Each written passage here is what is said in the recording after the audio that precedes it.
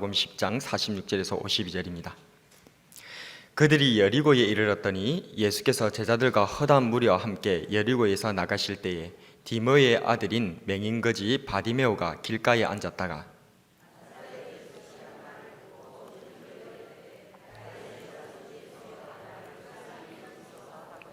많은 사람이 꾸짖어 잠잠하라 하되 그가 더욱 소리질러 이르되 다윗의 자손이여 나를 불쌍히 여기소서 하는지라.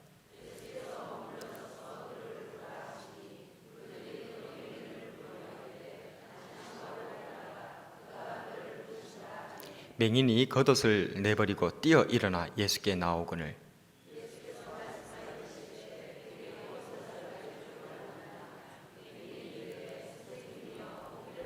함께 예수께서 이르시되 가라 내 믿음이 너를 구원하였느니라 하시니 그가 곧 보게 되어 예수를 길에서 따르니라. 아멘. 오늘은 바디메오라는 제목으로 하나님의 말씀 함께 나눠보고자 합니다. 우리가 성경에서 바디메오 많이 들어봤지 않습니까? 그래서 이 바디메오가 우리에게 주는 교훈이 무언가, 우리 예수님께서 이 바디메오를 통해서 오늘을 살아가는 저와 여러분들에게 대체 무엇을 말씀하시고자 하시는가, 특별히 계속해서 마가복음을 시리즈로 제가 여러분들과 함께 말씀을 나누고 있는데요, 이 마가복음 10장 이후, 즉 11장부터가 뭐가 기록되어 있냐면 예수님께서 예루살렘으로 올라가셔서 이제 우리가 소위 말하는 그 순환절기가 시작되는 거야. 그래서 예수님께서 십자가에 달려 돌아가시는 그 마지막 그 주간이 시작되는 거예요. 그러니까 이제 예수님께서 제자들과 함께 동행하시면서 제자들을 가르치셨던 것을 마무리하는 때가 여기 마가복음 10장입니다. 그리고 그 마가복음 10장 중에서도 제일 마지막에 등장하는 그 사건이 지금 이 바디메오예요. 그럼 이 바디메오 이야기가 지금 예수님께서 제자 사역을 마무리하는 이 시점에서 그냥 우연히 여기에 들어와 있는가? 아니면 예수님의 의도로, 하나님의 의도로 여기 들어왔는가? 전자겠습니까? 후자겠습니까? 당연히 모든 것은 하나님의 뜻 안에서 하나님의 의도대로 진행되고 있는 줄로 믿으시길 바랍니다. 그래서 지금 이 제자 사역을 마무리하고 우리 예수님께서 순환 사역으로 들어가려고 하시는 그 바로 이 시점 맨 끝에 이 바디메오 이야기가 있다는 사실을 한번 기억하고, 오늘 이 바디메오에 통해서 하나님께서 우리에게 주시고자 하시는, 제자들에게 주시고자 하시는 그런 메시지가 무엇인지 한번 깊게 상고해보고 은혜를 나눴으면 좋겠습니다. 예수님께서 소경거지 바디메오를 고치신 사건이 일어난 곳은 이 여리고인데요, 그런데 마태복음하고 마가복음에서 보면 예수님께서 이 여리고에서 나가실 때 소경거지 바디메오를 만났다라고 되어 있어요. 그런데 신기하게도 누가복음에 보면 예수님께서 여리고로 가까이 가실 때에 이 맹인거지 바디메오를 만났다 되어 있거든요. 그러면 이거 좀 뭔가 상충되는 얘기이지 않습니까? 예수님께서 여리고를 나가시다가 만났다는데 또 다른 성경에는 여리고로 들어가시다가 만났다 이렇게 한다. 그것은 이때 당시 여리고가 두 개가 있었거든요. 하나는 여호수아 장군 때에 멸망당했던 그 여리고 아시죠? 무너졌잖아요. 7바퀴 돌면서 외쳤을 때 무너져 버렸잖아요. 그 무너졌던 그 옛날 구약에 있었던 그 여리고와 다시 새롭게 그 뒤에 세워진 여리고가 있어요. 그런데 이 옛날 여리고와 새롭게 세워진 여리고 사이는 바로 거기 위에서 바로 세워진 게 아니고 한 2km 정도가 떨어져 있어요. 그래서 지금 이 갈릴리에서 예루살렘으로 가는 이 길에 여리고가 있는데, 이 여리고를 지나갈 때에는 구약의 여리고에서 신약의 여리고, 그러니까 새로운 여리고로 지나서 예루살렘을 가게 길이 되어져 있어요. 그러니까 마태복음이나 마가복음에서 예수님께서 여리고를 나가실 때에 이 소경거지 바디메오를 만났고, 또 누가복음에서는 여리고에 들어가실 때 이 바디메오를 만났다라는 것은 바로 이 구여리고와 신여리고 사이에 이어주는 2km의 이 길, 이 노상이 있거든요.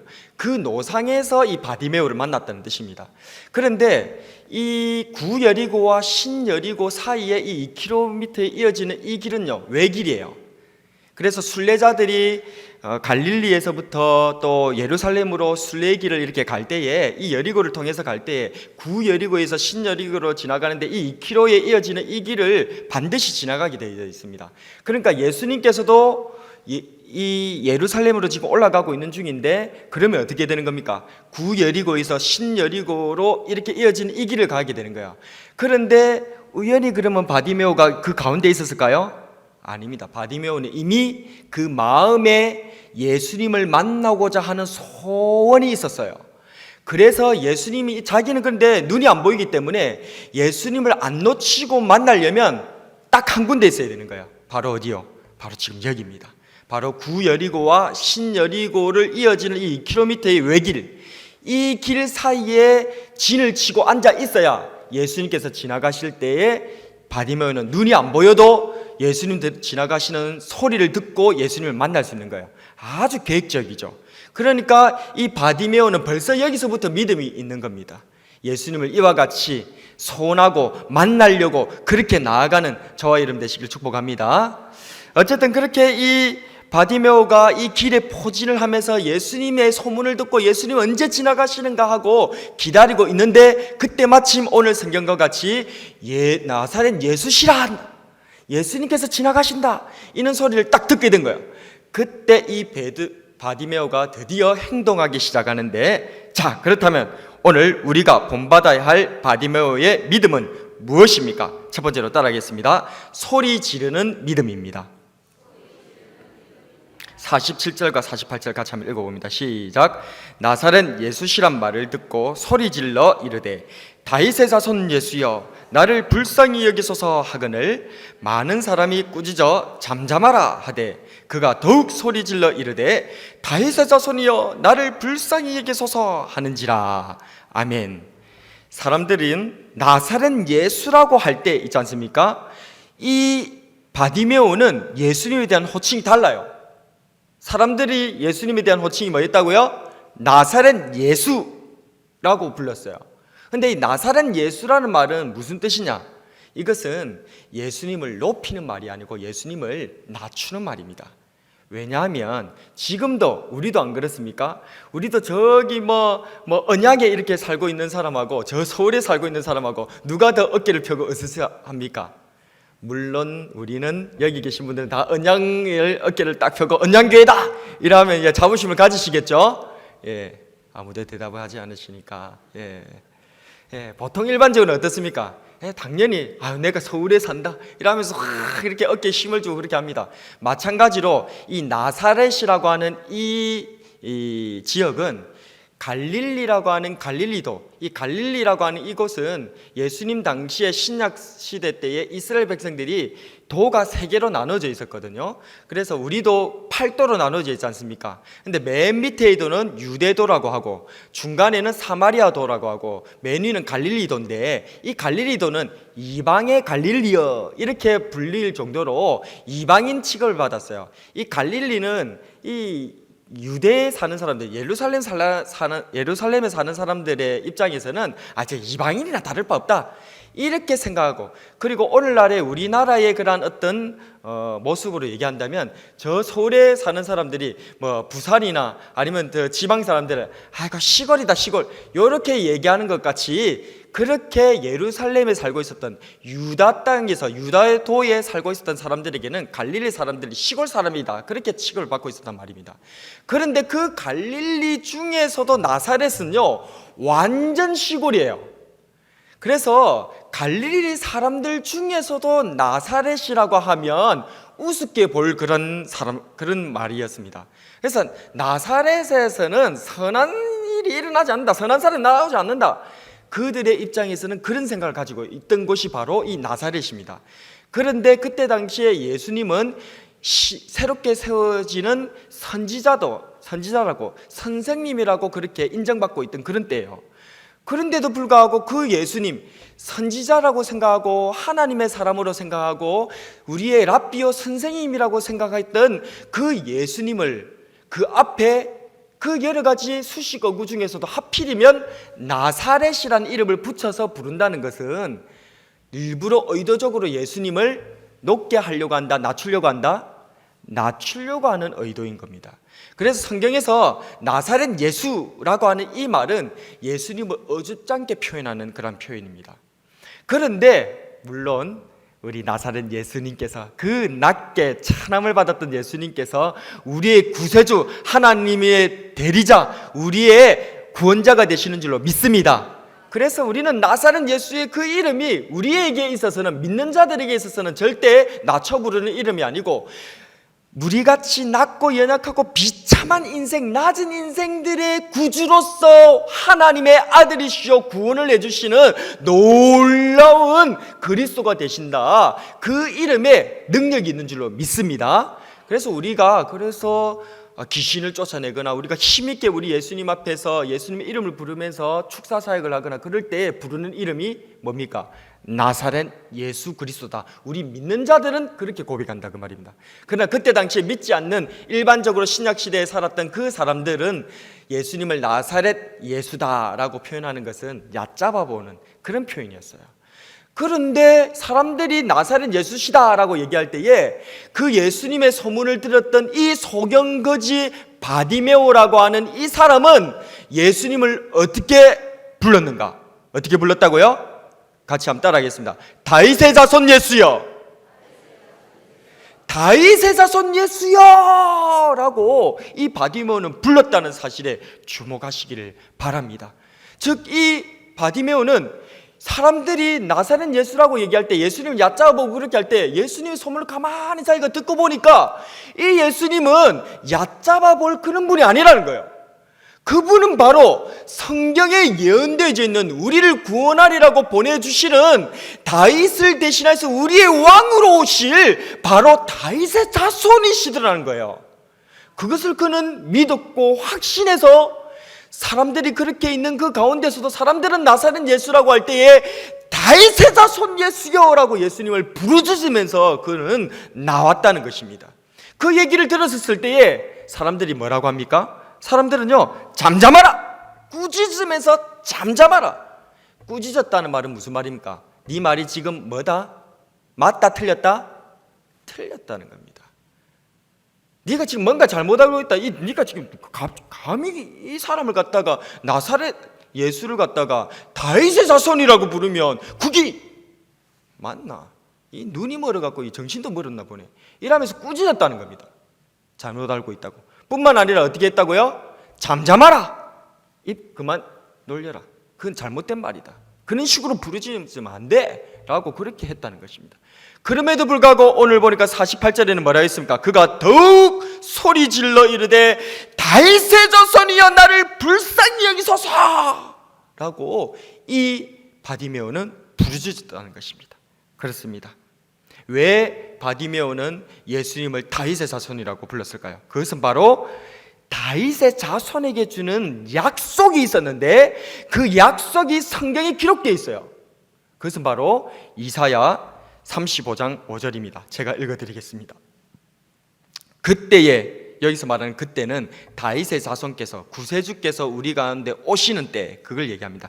그때에 맹인의 눈이 밝을 것이며 못 듣는 사람의 귀가 열릴 것이며, 다윗의 자손께서 오실 때에 어떤 일이 어떤 일이 일어난다고요? 맹인의 눈이 밝아진다는 거예요.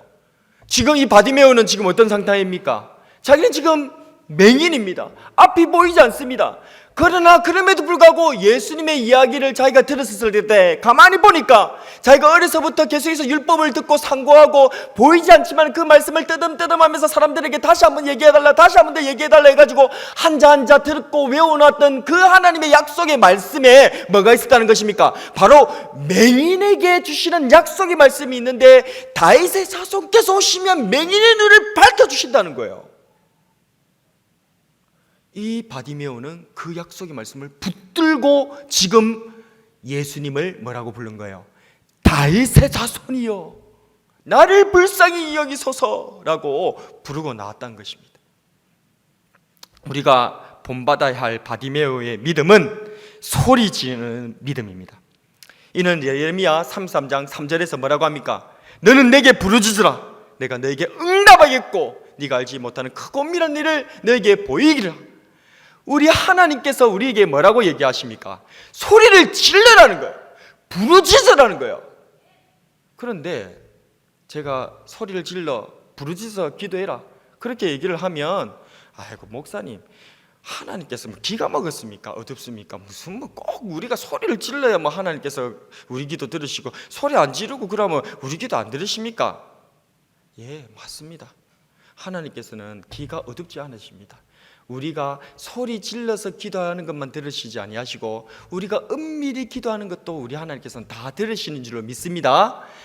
그런데 그럼에도 불구하고 성경에서 하나님께서는 계속해서 우리에게 소리를 질러서 기도해라, 부르짖어서 기도해라 그렇게 하시는 이유는, 우리 하나님의 귀가 어두워서 우리 보고 소리 질러서 기도해라는 게 아니고, 우리의 영적인 믿음의 귀가 어둡기 때문에, 나의 믿음이 어둡기 때문에 소리 질러서 기도해라는 거예요. 내가 지금 못 알아듣는다는 거예요. 내가 지금 믿음이 없다는 것입니다. 내 영혼에 대해서 외쳐나가는 거예요. 하나님께서 못 들으셔서 우리가 소리 지르는 게 아니고, 내 영혼이, 내 마음이, 내 육신이 이 믿음의 귀가 어두워서 안 들린다는 거예요. 그래서 우리가 소리 지르는 것은 하나님 들으라고 소리 지르는 게 아니고, 내보고 믿음 없는 나를 정신 차리라고 자고 있는 내 영혼을 향해서 깨우기 위하여서 소리를 질러서 하나님 앞에 기도하고 나가는 줄로 믿으시기를 바랍니다. 그래서 소리 질러 기도하는 거예요. 하나님께서 귀가 어두워서 소리를 질러서 기도하는 게 아닙니다. 소리 질러 기도하시는 저와 여러분 되시길 바랍니다. 바디메오는 소리를 질러서 기도합니다. 꾸짖으면서 잠잠하라 해도 소리를 더욱 지르면서 다윗의 자손 예수여 나를 불쌍히 여겨달라고 하나님 앞에 부르짖어 기도하고 나아가는 것입니다. 이것이 바로 믿음인 거예요. 이게 바로 우리 예수님께서 우리들에게 요구하시는, 지금 이 마지막 이 제자들에게 가르쳐 주시는 그러한 가져야 될 믿음이다라는 것을 이 바디메오를 통해서 교훈하고 있다는 것입니다. 두 번째로 우리가 본받아야 할 믿음은 무엇입니까? 따르겠습니다. 겉옷을 내버리고 뛰어나오는 믿음입니다. 50절 말씀 같이 한번 읽어봅니다. 시작. 맹인이 겉옷을 내버리고 뛰어 일어나 예수께 나아오거늘. 아멘. 경멸의 이름 나사렛 예수가 아닌 언약의 이름, 약속의 이름 다윗의 자손 예수님을 소리 높여 불렀던 이 바디메오의 소리를 들으신 예수님께서 바디메오를 오라고 부르실 때에 바디메오는 어떻게 했죠? 자신의 겉옷을 벗어 던져버리고 예수님께로 팍 뛰어나오는 거예요. 당시 이스라엘 사람들에게 있어서 겉옷은 우리가 생각하는 이런 겉옷과는 다릅니다. 이스라엘의 지역에 기후가 있거든요. 우리가 잘 알다시피 사막 기후에 가깝지 않습니까? 물론 여러 기후들이 다 섞여 있습니다. 그래서 이 이스라엘 나라는요, 낮에는 직사광선이 내리쬐기 때문에 이 겉옷으로 그것을 가려야 돼요. 차양막 역할을 합니다. 그리고 밤이 되어지면, 해가 져버리면 급속도로 기온이 떨어져요. 그래가지고 심지어 사람이 얼어 죽을 수도 있어요. 그래서 밤이 되면 이 사람들이 그 겉옷을 이불처럼 덮어서 체온을 유지하는 데 씁니다. 그래서 이스라엘 사람들에게 있어서 이 겉옷이라고 하는 것은 생필품 중에 생필품이에요. 이거는 생명에 직결되는 그런 거라는 거예요. 그래서 출애굽기 22장 26절에 보게 되어지면, 비록 저당 잡은 겉옷이라고 할지라도 이 겉옷을 밤이 되면, 해가 지면, 저당이 잡혔다 하더라도, 돈을 안 갚았다 하더라도 그 저당 잡은 그 사람한테 이 겉옷을 돌려주어라 라고 그렇게 율법에 명시할 정도로 이 겉옷이라고 하는 것은 아주 필수적이고 생명에 직결적인 거예요. 그런데 이 바디메오는 놀랍게도 지금 자기가 지금 거지인데, 그리고 소경인데, 맹인이고 앞을 볼 수 없는 그런 상황에 있는데, 그런데 이 겉옷을 어떻게 한 거예요? 그냥 벗어 던져버린 거예요.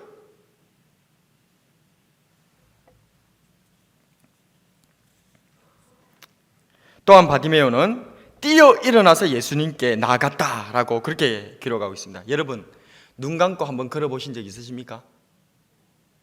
눈 감고 다 한번 걸어보셨죠? 저도 어릴 때 눈 감고 많이 걸어봤거든요. 밤 되면, 특별히 요즘은 밤에도 밝지만은 옛날에 제 어릴 때, 우리 어른들 어릴 때는 훨씬 더 있겠죠. 캄캄했지 않습니까? 불이 하나도 없어가지고 캄캄한데, 그런데 그 캄캄하니까 제 생각에 어차피 눈 떠도 캄캄하고 눈 감고도 캄캄한 거 뭐 눈 감고 걸어가자 이래갖고 산길을 갖다 눈 감고 많이 걸어 다녔거든요. 그런데 여러분들 눈 감고 그러면 어떻습니까? 눈 감고 딱 그러면 허리를 딱 바짝 세우고 막 착착착 눈 감고 잘 걸어 다니십니까? 그렇습니까? 아니죠. 눈을 감고 걸으면 우리 모두가 더듬더듬거리면서 걸을 수밖에 없어요. 왜 그렇습니까? 내 바로 앞에 뭐가 있는지를 내가 알 수가 없고, 내 지금 발길에 어떤 장애물이 놓여 있는지, 구덩이가 있는지 계단이 있는지 그거 모르기 때문에 더듬더듬 손으로 더듬으면서 발도 척척 앞에 착착착 하면서 뭐가 있는지 싹싹 하면서 그래 살살살살 그렇게 더듬더듬 갈 수밖에 없어요. 그런데 놀랍게도 이 소경거지 바디메오가 무슨 도사가 되어가지고 뭐 훤히 보이가 그런 것도 아닌데 지금 아직 눈이 보이지 않는 그런 상황인데도 불구하고 이 소경거지 바디메오는 예수님께서 오라 라고 하는 그 얘기를 듣자마자 어떻게 했다고요? 벌떡 일어나가지고 뛰어서 예수님께 나오는 거예요. 이게 가능하다고 생각하십니까? 이 지금 소경거지 바디메오가 지금 하는, 지금 눈이 보이지 않는 상태에서 예수님께서 계시다고 생각되는 소리가 나는 그쪽을 향하여서 막 뛰어가는 모습을 한번 상상해 보십시오. 어떤 일이 발생하겠습니까? 그 앞에는 사람들이 엄청나게 많이 있고요, 그 앞에는 어떤 장애가 있는지 몰라요. 그런데 이 바디메오는 예수님께서 오라고 하시는 그 소리를 듣고 예수님을 향하여서 막 뛰어나가는 거예요. 어떤 것이 부딪힐지 모르고, 어떤 장애물이 있을지 모르고, 어떤 구덩이가 있을지 모르고, 어떤 사람을 만날 수 있을지도 모르는데 그냥 마치 오늘만 살고 내일은 안 살 사람과 같이 막 그렇게 나아가는 겁니다. 지금 이 바디메오가 예수님의 부르심을 향하여서 나아가는 이 장면, 이 두 가지로 나와 있는데 겉옷을 벗어 던지고 또 뛰어서 나아가는 이 장면은 둘 다 똑같습니다. 마치 오늘만 살고 내일은 안 살 것 같은 사람처럼 행동한다는 거예요. 지금만 있으면 됐고 이제 그 다음 일은 전혀 생각 안 하는 사람처럼 행동했다는 거예요. 그러니까 미래에 대한 계획을 전혀 없애버리고 그냥 지금 이 순간만 내가 그냥 최선을 다하면 된다는 식으로 지금 행동하고 있는 거예요. 마태복음 6장 34절에 그러므로 내일을 위하여 염려하지 말라. 내일 일은 내일이 염려할 것이요 한날의 괴로움은 그날로 족하니라. 또한 예수님께서 누가복음 9장 62절에서 예수께서 이르시되 손에 쟁기를 잡고 뒤를 돌아보는 자는 하나님의 날에 합당하지 아니하니라 하시니라. 아멘. 그냥 앞만 보고 주님만 바라고 보고 두 생각 가지지 말고 두 마음 품지 말고 쭉 나가라는 거예요. 마치 그냥 내일은 없는 사람처럼 주님을 향해서 그냥 나오라는 것입니다. 열왕기상 18장 21절에서는 엘리야가 백성들에게 이렇게 얘기합니다. 엘리야가 모든 백성에게 가까이 나아가 이르되 너희가 어느 때까지 둘 사이에서 머뭇머뭇하려느냐. 여호와가 만일 하나님이면 그를 따르고 바알이 만일 하나님이면 그를 따를지니라 하니 백성이 말 한마디도 대답하지 아니하는지라. 그러니까 둘 사이에서 하나님 한쪽 다리는 하나님께, 한쪽 다리는 세상에, 한쪽 다리는 예수님께, 한쪽 다리는 제약에 그냥 그렇게 발을 담궈두고 둘 사이에서 머뭇머뭇하면서 아이고 내가 예수님께로 이렇게 모든 것을 다 바쳐버리면 내가 이제 내일을 어떻게 살겠노? 이래 걱정해가지고 그냥 내일 살 거 준비해놨고 모레 살 거 준비해놨고 자식 살 거 준비해놨고 아내 살 거 준비해놨고 그런 거 다 빼놨고 우리 하나님 섬기려고 그런 식으로 한다는 거예요. 그러나 바디메오는 그렇게 하지 않았다는 것입니다. 예수님께서 오라가는 그런 소리에 그냥 오늘 살고 내일 안 살 사람 것처럼 그냥 자기의 겉옷을 벗어 던져버리고 그냥 오늘 살고 내일은 안 살 사람과 같이 그냥 그 자리에서 일어나서 예수님 들리는 그 소리를 향해서 그냥 뛰어나가 버리는 거예요. 주님께서 제자들에게 말씀하셨습니다. 누가복음 9장 23절에서 또 무리에게 이르시되 아무든지 나를 따르거든 자기를 부인하고 날마다 제 십자가를 지고 나를 따를 것이니라. 내가 잡은 것을 놓아야 새로운 걸 잡을 수 있는 줄로 믿습니다. 가득 찬 단은 비워야 새로운 걸 담을 수 있는 줄로 믿습니다. 새 포도주는 새 부대에 담는 것입니다.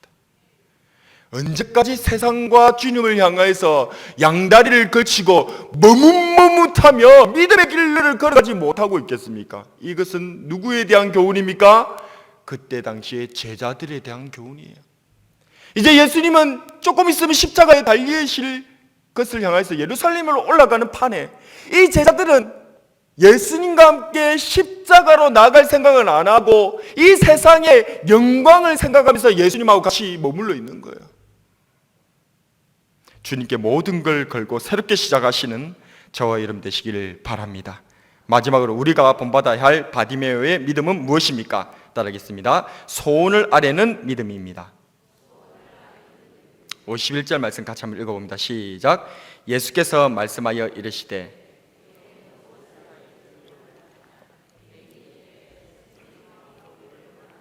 고린도전서에서 사도 바울 선생님은 성령님께서 주시는 여러 다양한 은사에 대해서 설명하시다가 고린도전서 13장 13절에서 요 세 가지는 항상 있을 것이다 했습니다. 다 아시죠? 항상 있을 세 가지가 뭐죠? 믿음, 소망, 사랑. 예, 믿음, 소망, 사랑, 이 세 가지는 항상 있다고 그렇게 말씀하셨어요. 근데 우리가 뭐 믿음에 대해서는 많이 얘기 듣지 않습니까? 사랑에 대해서도 많이 얘기를 듣지 않습니까? 근데 우리가 제일 얘기를 잘 안 듣는 게 뭡니까? 소망에 대해서는 얘기를 좀 잘 안 들어요.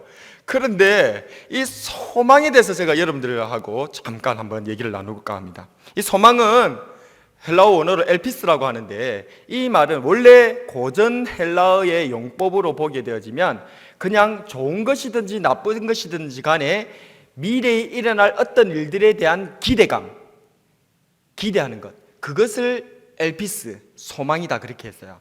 그래서 예수님 안 믿는 그때 당시에 그리스에 사는 사람들, 로마에 사는 사람들은 엘피스, 소망이다 그렇게 하면 그냥 뭐 좋은 일이든지 나쁘든지 간에 미래에 일어날 어떤 일들이 일어날 것이다 하는 그런 기대, 그것을 소망이다 불렀다 그 말입니다. 그런데 성경에서는, 신약 성경에서는 이 엘피스, 이 소망을 어떻게 얘기하냐면 오직 이쪽으로만 얘기해요. 무엇이다? 나쁜 건 기대 안 합니다. 성경에서 엘피스 소망은 오직 미래에 일어날 기쁘고 즐겁고 좋은 일, 그런 좋은 일들이 일어날 것에 대한 기대, 그것에 이 소망이라는 말을 쓰고 있어요. 그러니까 나쁜 일은 얘기 안 해요. 엘피스, 이 단어가.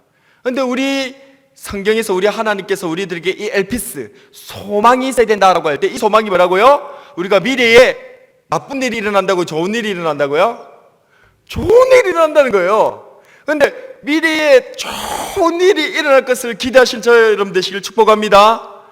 여러분들이 미래에 일어날 좋은 일은 어떤 겁니까? 뭘 기대하고 계십니까? 여러분들의 이 소망은 뭡니까? 뭘 소망하고 계십니까? 우리 그리스도인들이 가져야 될, 예수님을 믿는 사람들이 가져야 될 이 소망은 뭘까요? 그것은 하나님의 말씀이 이루어질 것을 소망하는 거예요. 하나님의 약속이 이루어질 것에 대한 기대, 그게 바로 우리의 소망인 줄로 믿습니다. 그래서 우리는 이런 소망을 가지는 거예요. 그런데 모든 성도들에게 소망이 있어야 되는데, 이 소망이 그럼 뭐냐? 쉽게 말하면 소망이라고 하는 것은, 한번 따라하겠습니다. 소망은 소원이다. 소원이에요. 쉽게 말하면 그냥 소원이에요. 우리 하나님 앞에, 예수님 앞에 두는 소원이 우리의 소망인 거예요. 여러분들 예수님께 소망이 있습니까? 예수님께 소원을 가지고 있습니까? 소원이 있어야 돼요. 소원이 없으면 안 돼요. 아무것도 안 돼요. 믿음, 소망, 사랑은 항상 있어야 될 거예요. 이거 항상 있는 거예요. 이 중에 하나라도 없으면 안 되는 거예요. 우리는 예수님에 대한, 하나님에 대한 소원이 있어야 되는 거예요. 성경에 시편 37편 4절에 보면 또 여호와를 기뻐하라, 그가 내 마음의 소원을 너에게 이루어 주시리로다. 시편 103편 5절에 좋은 곳으로 너의 소원을 만족하게 하사 내 청춘을 독수리같이 새롭게 하시는도다. 시편 145편 19절에 그는 자기를 경외하는 자들의 소원을 이루시며 또 그들의 부르짖음을 들으사 구원하시리로다. 아멘. 우리 하나님은 우리의 소원을 이루어주시는 분이에요.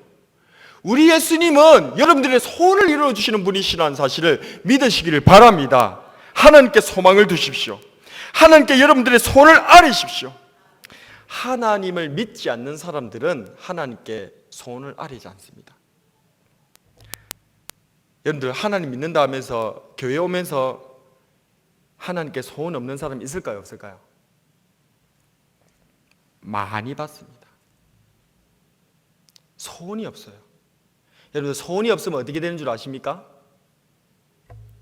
구약성경 이사야 7장에 보게 되어지면 아람의 르신 왕과 르말리아의 아들 이스라엘의 베가 왕이 동맹을 맺어가지고 유다를 침공합니다. 아주 이러한 극박한 위기의 상황에서 하나님께서는 이사야 선지자를 왕에게 보내가지고 이제 얘기를 하십니다. 바로 하나님께 징조를 구해라. 그러면 하나님께서 소원을 이루어 주실 것이다. 그래서 하나님께 손을 두라고 그렇게 권면을 하죠. 그런데 유다의 왕 아하스는 하나님께 놀랍게도 어떻게 합니까? 저는 구하지 않겠습니다 해버려요. 하나님께서 다 이뤄주시겠다는데, 하나님께 손을 두면 된다고 하는데, 이 유다왕 아하스가 뭐라고 얘기했다고요? 저는 하나님께 손을 두지 않겠습니다. 저는 하나님께 뭔가 이렇게 뭐 원하고 바라고 그렇게 하지 않겠습니다. 하나님 시험하지 않겠나이다. 이렇게 얘기한 거야. 마치 아하스가 하나님을 시험하지 않는 것 같이, 믿음이 어쩌로 좋은 것 같이 그렇게 얘기하는데, 여러분들 소원을 아뢰는 것과 하나님을 시험하지 않는 것은 전혀 다른 겁니다. 이렇게 했었을 때 하나님께서는 이사야 선지자를 통하여서 하나님께 소원을 아뢰지 않는 이 행동을 하나님을 괴롭게 하는 것이다 라고 말씀하고 있습니다. 이사야 7장 10절에서 13절 보게 되면 여호와께서 또 아하스에게 말씀하여 이르시되 너는 네 하나님 여호와께 한 징조를 구하되 깊은 데서든지 높은 데서든지 구하라 하시니 아하스가 이르되 나는 구하지 아니하겠나이다. 나는 여호와를 시험하지 아니하겠나이다 한지라. 이사야가 이르되 다윗의 집이여 영원하건대 들을지어다. 너희가 사람을 괴롭히고서 그것을 작은 일로 여겨 또 나의 하나님을 괴롭히려 하느냐? 하나님께 소원을 둬야 되는 거예요. 하나님께서 하나님께 손을 두고 아뢰라고 하는 거예요. 그런데 이 아하스는 하나님께 아뢰지 않겠다, 손을 두지 않겠다. 왜 그랬을까요? 아하스는 이미 의지하고 믿는 바가 있었기 때문에 그래요. 이 아하스 왕은 지금 나라가 위기 가운데 있고 지금 이렇게 아람과 북왕국 이스라엘이 동맹을 해가지고 쳐들어오는 이러한 상황에 이 아하스는 어떤 조치를 취해놨냐면 바로 이 북왕국 북쪽에 있었던 아수르에게 화친을 보내놨고 거기에 조공을 바치고 우리 도와달라고 군사 좀 보내달라고 이미 돈 다 바쳐놨거든요. 그러니까 그때 당시에 최강대국이었던 아수르가 도와주면 아람하고 이스라엘하고 암만 합쳐갖고 우리 공격해봤자 우리는 충분히 이긴다. 우리는 아수르가 도와주니까 요래 딱 생각하고 있었기 때문에 자기의 계획이 있기 때문에 하나님께 손을 들어 하나님께 아뢰라 해도 눈 하나 깜짝 안 하고 나는 절대 하나님 앞에 손 안 둡니다. 하나님께 안 하려합니다. 나는 하나님 시험하지 않습니다. 이따위 얘기를 하고 나아가는 거예요. 여러분들 하나님께 손을 두십니까? 우리 예수님께 손을 두십니까? 하나님께 손을 두고 예수님께 손이 있어야 부르짖어서 기도해요. 여러분들 부르짖어서 우리 목사님께서 주여 삼창하고 기도하자 그렇게 하고 주여 응답하셔서 세 번 외치고 기도하자고 하면 부르짖어서 기도가 잘 안 되시는 분 있죠. 그 이유는 뭐가 없어서 그렇다? 뭐가 없어서 그렇다? 소원이 없어서 그런 거예요. 소원이. 여러분들 소원이 있는지 점검해 보세요. 중요합니다. 하나님께서는 하나님의 백성을 믿음으로 이끌어갈 때에 쓰시는 첫째 단추가 뭐냐면 손을 두도록 해요. 소원이 없는 사람은 하나님도 못 이끌어 나가세요. 왜? 소원이 없는데, 바라는 게 없는데, 하나님께 기도할 것이 없는데 하나님을 믿을 리가 없지 않습니까? 그러니 하나님께서는 반드시 그 마음에 손을 두도록 해요. 손이 있어야 믿음이 생기는 거예요. 그래서 히브리서 12장 1절에서는 믿음은 바라는 것들의 실상이다. 이 바라는 게 뭡니까? 소망이잖아요. 소망. 바라는 것, 소망. 그러니까 믿음은 소망의 실체가 된다는 거예요. 내가 정말 하나님 앞에 소망 두는 것을 믿고 나가면 하나님께서 그것을 실체로 주신다는 거예요. 아멘. 그게 믿음이에요. 그래서 소망을 이루는 것이 믿음이고 또 믿음을 이끌고 나아가는 것이 소망이 된다는 거예요. 하나님께 손을 드십시오. 소망을 가지십시오. 이 바디메오는 예수님께 소망을 두고 손을 뒀기 때문에 예수님께서 내가 너에게 무엇을 해주기를 원하느냐 하니까 바로 자기 손을 아래 빼는 거예요. 보기를 원하나이다. 여러분들은 오늘 시간 우리 예수님께서 오셔서 네 소원이 무엇이냐 라고 물어보신다면 여러분들은 뭐라고 대답하실 겁니까? 준비되어 있습니까? 어물어물 그래 갖고는 안 돼요. 준비가 되어 있어야 돼요. 그게 어물어물 된다는 것은 여러분들이 절대 부르짖어서 기도 못해요. 여러분들이 바로 준비되어 있어야만 우리 목사님 넣으셔갖고 우리가 주여 3장 부르고 주님 앞에 기도합시다, 부르짖어서 기도합시다 하면 그 손을 아래고 나가는 것입니다. 이 바디메오와 같이 하나님 앞에 부르짖으면서 나갈 수 있는 그러한 힘의 비결은 그가 손을 주님 앞에 갖고 있었다는 거예요. 손을 확인하세요. 손을 가지고 있어야 됩니다. 손이 없으면 믿음으로 살아갈 수가 없습니다. 믿음의 사람은 손을 하나님께 둡니다. 나의 손을 들으시고 이루시는 하나님께 손을 가지고 아뢰입니다. 바디메오 같이 주님께 손을 두고 간절히 아뢰는 저와 여러분이 되기를 바랍니다. 이제 말씀을 정리하고자 합니다. 오늘 우리가 묵상한 바디메오의 사건 이후에 주님께서는 예루살렘에 입성하시고 고난주간이 시작됩니다. 즉 십자가에 달리시기 전 마지막 제자들과의 가르침이라고 볼 수 있습니다. 주님께서는 십자가를 지시기 위하여서 모든 사람의 대성물이 되기 위하여서 예루살렘에 올라가시는데 제자들은 이제 곧 자신의 세상이 될 거라 생각하고 누가 더 높은 자리를 차지하게 될까 마냥 들떠 있는 상황입니다. 이럴 때 그 제자들의 귀에 들려오는 절규의 소리가 있습니다. 바로 바디메오가 소리 지르는 소리였습니다. 다윗의 자손 예수야. 이것은 우연일까요? 편안하게 신앙생활하고 있는, 오늘을 살아가고 있는 저와 여러분들에게 이 바디메오의 절규는 무엇을 말하고 있습니까? 바디메오처럼 부르짖어 기도합시다. 모든 것을 버리고 주님께 나아갑시다. 오직 주님께만 산 소망을 두고 손을 가지고 아뢰시다. 이런 믿음이 있을 때 주님께서는 말씀하실 것입니다. 52절 같이 마지막으로 읽어보겠습니다. 52절입니다. 이런 믿음이 있을 때 주님께서 하시는 말씀 52절 같이 읽습니다. 시작. 예수께서 이르시되 가라 내 믿음이 너를 구원하였느니라 하시니 그가 곧 보게 되어 예수를 길에서 따르니라. 아멘. 이런 믿음이 있을 때 예수님을 길에서 따르는 제자가 된다는 거예요. 제자들은 몸은 예수님을 따르고 있지만은 그 믿음은 예수님을 따를 만한 제자의 역량을 갖추지 못했다는 거예요. 지금 예수님이 이제 십자가에 달려 돌아가셔야 되는데 아직도 제자들은 믿음이 없었던 것입니다. 그래서 이 바디메오를 통하여서 제자의 삶이 무엇인지, 제자는 어떻게 살아가야 되는 것인지를 그렇게 마지막 보여주신 것입니다. 내 믿음이 너를 구원하였느니라. 바디메오 같은 믿음이 있는 저와 여러분 되시기를 축복합니다. 오늘의 한 줄 설교 요약, 바디메오처럼 구원에 이르는 믿음을 갖자.